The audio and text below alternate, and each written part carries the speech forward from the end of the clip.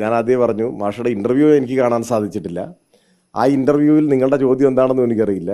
അതിൽ ഉത്തരം പറയുന്ന സമയത്ത് ഏതെങ്കിലും ഒരു ഭാഗത്തെ അടർത്തി മാറ്റിയിട്ടോ അല്ലെങ്കിൽ നിങ്ങളുടെ വ്യാഖ്യാനം ചേർത്തിട്ടോ എങ്ങനെയാണെന്നുള്ളത് എനിക്കറിയില്ല. പക്ഷേ എനിക്കതിൽ പറയാൻ സാധിക്കുക, നിങ്ങൾ ഈ അടിയന്തരാവസ്ഥയുടെ പശ്ചാത്തലം കൂടി പറഞ്ഞുകൊണ്ടാണ്, എനിക്കതിൽ പറയാൻ സാധിക്കുക എന്തായിരുന്നു ചരിത്രം.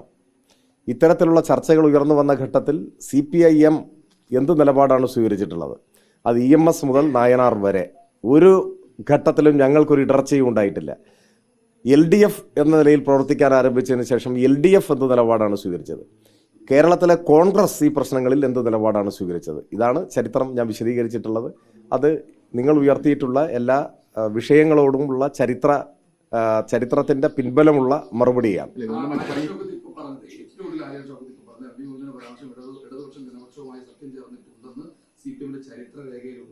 എപ്പോഴും യോജിക്കാവുന്ന അവസ്ഥ ഇപ്പോഴും നിലനിൽക്കുന്നതാണ്. അല്ല, അവർക്ക് എന്ത് വേണമെങ്കിലും രാഷ്ട്രീയ ആയുധമാക്കാൻ. ഞാൻ പറഞ്ഞത് ചരിത്രമാണ്. ആ ചരിത്രത്തെ നിങ്ങൾക്ക് ഖണ്ഡിക്കാനാവില്ല, കാരണം അത് യാഥാർത്ഥ്യമാണ്.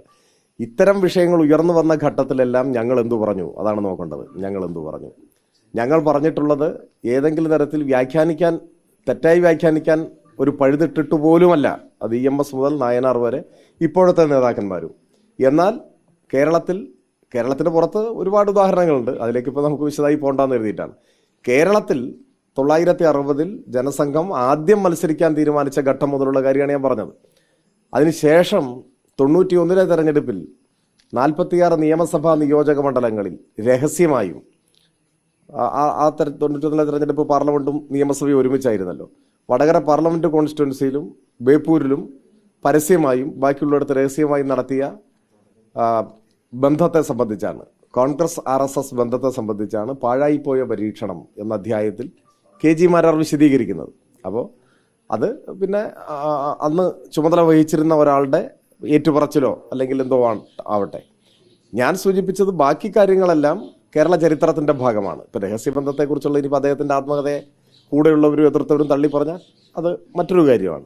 എന്നാൽ 60 തെരഞ്ഞെടുപ്പ്, പട്ടാമ്പിയിലെ സ്ഥാനാർത്ഥിയുടെ പിൻവലിക്കൽ, 77 ലോക്സഭാ തെരഞ്ഞെടുപ്പ്, അതിനുശേഷം RSS പിടിമുറുക്കുന്നു എന്ന ആരോപണം വന്ന പശ്ചാത്തലം, പിന്നെ നടന്ന 4 ഉപതെരഞ്ഞെടുപ്പുകൾ, അതിലെ EMSന്റെ ചരിത്രപ്രസിദ്ധമായ പ്രസ്താവന, അതിനെ തുടർന്ന് ആ നിലപാട് എല്ലായ്പ്പോഴും ഉയർത്തിപ്പിടിച്ച ഇടതുപക്ഷം, അതിനെ വീണ്ടും ചോദ്യം ചെയ്തപ്പോൾ നായനാർ പറഞ്ഞ അതിനെ അരക്കിട്ടുറപ്പിക്കുന്ന പ്രസ്താവന, ഇതെല്ലാം ചരിത്രത്തിൻ്റെ ഭാഗമാണ്. അപ്പോൾ ചരിത്രവിരുദ്ധമായ ആരോപണങ്ങളെ നമുക്ക് തള്ളിക്കളയാനേ പറ്റൂ. ഇത് RSS സംബന്ധിച്ച് ഈ തരത്തിലുള്ള എന്തെങ്കിലും ഒരു വ്യാഖ്യാനത്തിന് ഒരു പഴുതും ചരിത്രം നമുക്ക് നൽകുന്നില്ല.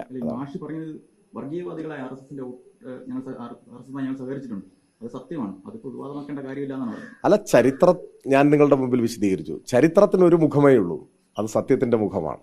അതിൽ ഒരു അവ്യക്തതയും ആർക്കുമില്ല. മാഷ് നിങ്ങളുടെ ചോദ്യത്തോട് എങ്ങനെ പ്രതികരിച്ചു എന്ന് എനിക്ക് പറയാനാവില്ല. മാഷ് ഇപ്പോൾ ആലങ്കാരികമായി എന്തെങ്കിലും പറഞ്ഞോ, നിങ്ങളുടെ ചോദ്യത്തിന്റെ ദുഷ്ടലാക്ക് മനസ്സിലാക്കി തിരിച്ചു പറഞ്ഞോ, അത് ആ ഇന്റർവ്യൂ കണ്ടാൽ മാത്രമേ പറയാൻ പറ്റൂ. അത് കണ്ടതിന് ശേഷമാണെങ്കിൽ ഞാൻ അതിനോടും പ്രതികരിക്കുന്നതിന് വിരോധമൊന്നുമില്ല.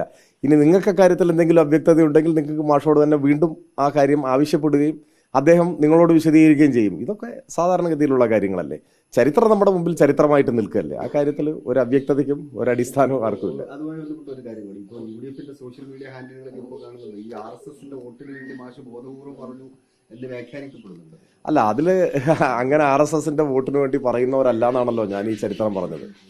നിങ്ങൾ വേണ്ടെന്ന് പറഞ്ഞാലും അവർ വോട്ട് ചെയ്താൽ എന്ത് ചെയ്യുമെന്നാണ് നായനാരോട് ചോദിച്ചത്. അതിനാണ് നായനാർ മറുപടി പറഞ്ഞ് ഞാൻ നിങ്ങളോട് വിശദീകരിച്ചത്. ഈ തെരഞ്ഞെടുപ്പിന്റെ തുടക്കത്തിൽ തന്നെ ഞാൻ പറഞ്ഞിട്ടുണ്ട്, മീഡിയ ഹൗണ്ടിൽ പ്രത്യേക താല്പര്യം ഉണ്ടാവും, നിങ്ങൾ പ്രകടിപ്പിച്ചോ. പക്ഷേ ഈ തെരഞ്ഞെടുപ്പിൽ സ്ഥാനാർത്ഥിയായി വന്ന ആദ്യ ഘട്ടത്തിൽ ഞാനത് വിശദമായി നിങ്ങളുടെ ചോദ്യത്തിന് മറുപടി പറഞ്ഞിട്ടുണ്ട്.